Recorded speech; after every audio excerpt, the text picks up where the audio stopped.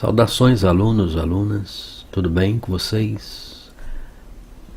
Uma das perguntas básicas da filosofia é o que é o homem, né? No que ele pode se tornar. E a gente vai trabalhar um pouquinho essa questão hoje, tá joia? Afinal de contas, quem em algum momento não fez essa pergunta, né? Quem sou eu? A criança já começa a demonstrar essa curiosidade. Inicialmente, a mitologia e a religião apresentou algumas questões, algumas respostas, né, a essa questão, tá certo? E depois a filosofia tenta, eu não diria substituir as explicações mitológicas, nem as explicações religiosas, mas acrescenta, né, ao repertório a filosofia, tá bom? E aí também foi especificado, citado aqui algumas ciências novas, né? A psicologia, a antropologia.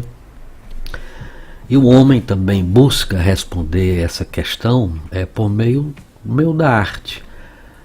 Os filmes, a literatura, a música, a todo momento a gente observa que o artista tenta definir, tenta explicar o que é o homem, nos aspectos positivos e nos aspectos negativos, né?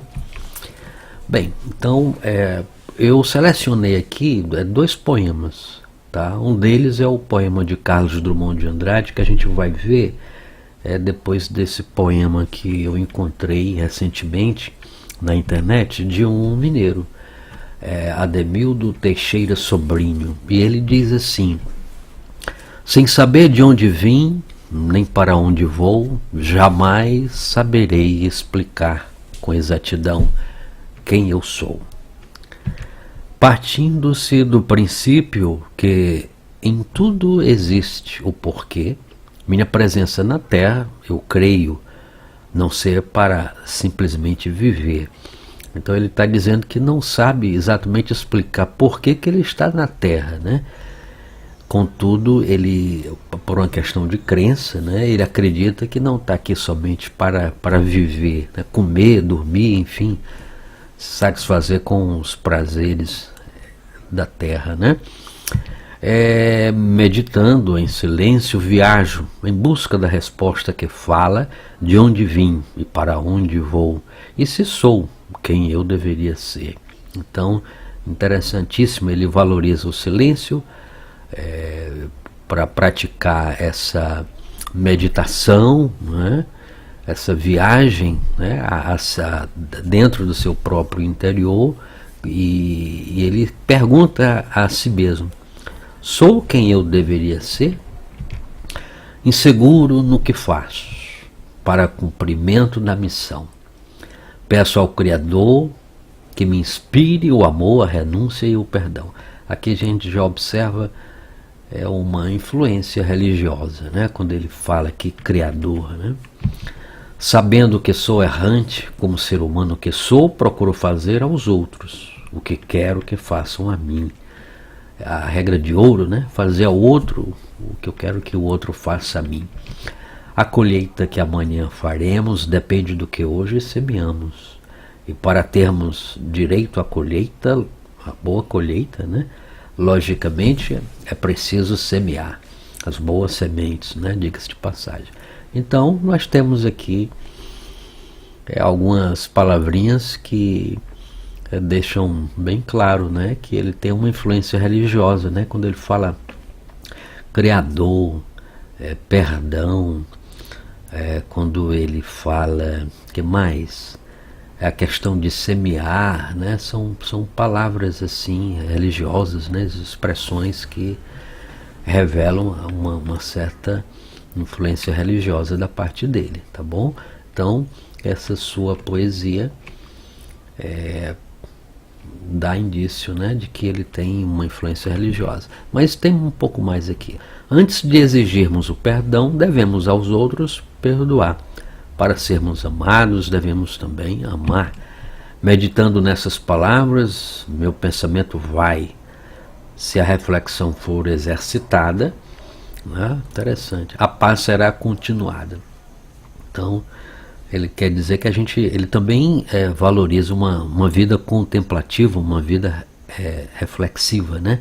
Sócrates dizia que uma vida sem reflexão, sem ser examinada, não merece ser vivida, né? Aqui do modo dele, ele disse: se a reflexão for exercitada, quer dizer, se a gente pensar e praticar, né, a gente consegue desenvolver a paz, né? É uma condição tão buscada, né, pelo homem, por mais que seja, digamos assim, uma utopia, né, mas merece sim ser buscada. Bem, agora a gente vai ver esse poema do Carlos Drummond de Andrade, O Homem, as Viagens. Ele diz assim: o homem, bicho da terra, tão pequeno, chateia-se na terra, lugar de muita miséria e pouca diversão. Faz foguete, uma cápsula, um módulo, toca para a lua, desce cauteloso na lua, pisa na lua, planta bandeirola na lua, experimenta a lua, coloniza a lua, civiliza a lua, humaniza a lua. Lua humanizada, tão igual à terra, o homem chateia-se na lua. Vamos para Marte? Ordena suas máquinas. Elas obedecem, o homem desce em Marte, pisa em Marte, experimenta, coloniza, civiliza, humaniza Marte com engenho e arte. Marte humanizado, que lugar quadrado. Vamos a outra parte? Claro, diz o engenheiro, sofisticado e dócil. Vamos a Vênus. O homem põe o pé em Vênus, vê o visto. É isto? Idem, idem, idem. O homem funde a cuca, se não for a Júpiter, proclama justiça junto com injustiça, repetir a fossa, repetir o inquieto, repetitório. Outros planetas restam para outras colônias, o espaço todo vira terra a terra, o homem chega ao sol ou dá uma volta só para te ver. Não vê que ele inventa roupa insiderável de viver no sol? Põe o pé, e mais que chato é o sol, falso touro espanhol domado, restam outros sistemas fora do solar a colonizar. Acabarem todos, só resta o homem, estará equipado. A dificílima, dangerosíssima viagem de si a si mesmo, pôr o pé no chão do seu coração, experimentar, colonizar, civilizar, humanizar o homem, descobrindo em suas próprias inexploradas entranhas a perene, insuspeitada alegria de conviver. Então, nesse poema aqui do Drummond, é muito interessante, não é? Que ele fala que o homem coloniza a Terra, depois pisa na Lua, coloniza a Lua, humaniza a Lua. Ou seja, humanizar a Lua seria levar toda a sua cultura, né?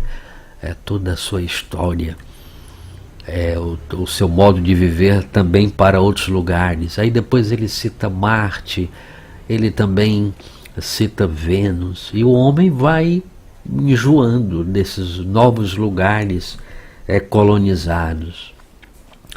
Também cita Júpiter. E aí aqui no final ele diz, utilizando, né, essa linguagem da poesia, ele diz que o homem vai até o Sol e lá, chegando ao Sol, também enjoa do Sol, depois de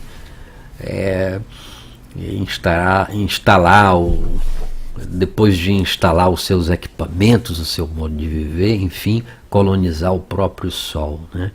E aí ele termina dizendo, perguntando, né, se o homem está equipado para fazer a viagem mais perigosa, né? A viagem mais perigosa seria a viagem de conhecer a si mesmo, né? De civilizar a si mesmo, civilizar o próprio homem, né? E descobrir as suas entranhas, né? Ou seja, o seu interior, ok? e termina dizendo que o mais difícil é conviver, não é isso?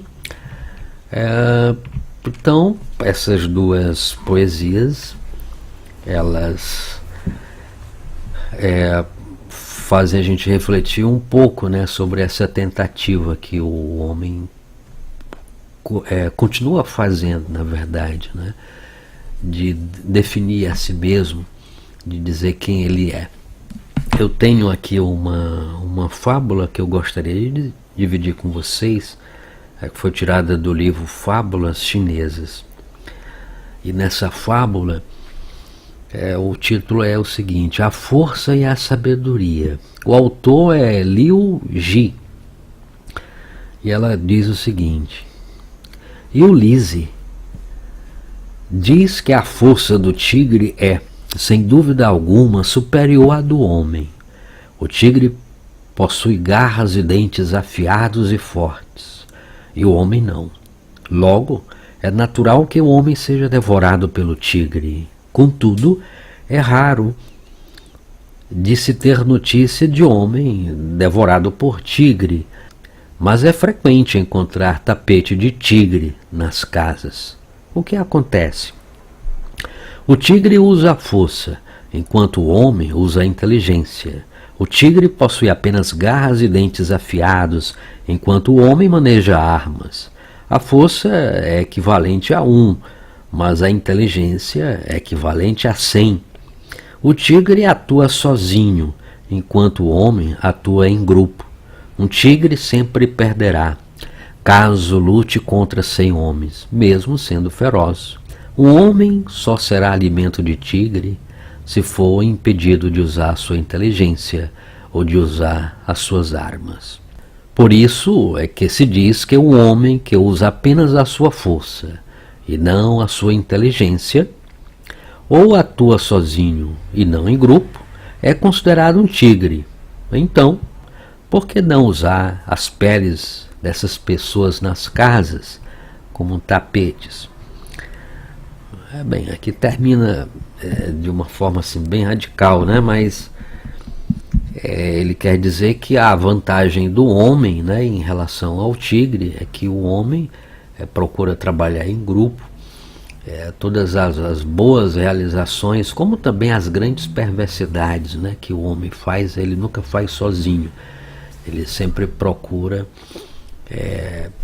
criar uma atividade em conjunto, né, para realizar tantas coisas que são consideradas boas como as coisas consideradas ruins.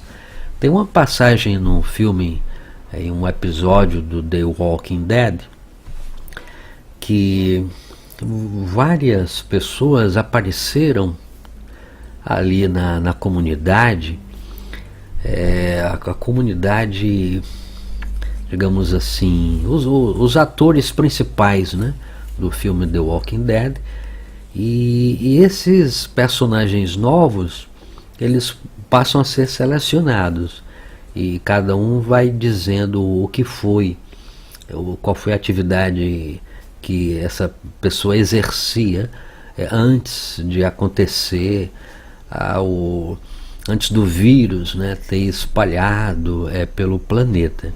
E tem um personagem que diz que antes ele era professor de música. E aí depois perguntaram para ele: e agora, o que você é? Ele disse: eu continuo sendo um professor de música. E há também, nesse mesmo episódio, né, em outro momento, em que ele fala com uma guerreira e ele procura defender a arte, mesmo no fim do mundo, mesmo no momento apocalíptico. Ele defende a arte, dizendo que a arte ela é capaz de unir as pessoas. E isso torna as pessoas mais fortes.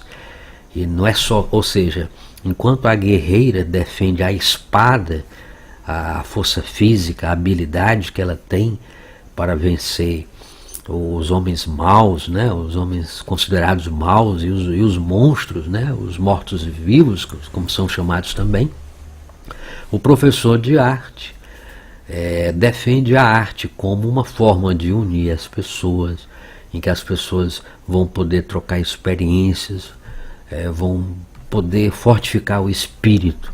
E isso é tão importante quanto a espada, no caso, para a guerreira. Tudo de bom, até a qualquer momento, pessoal.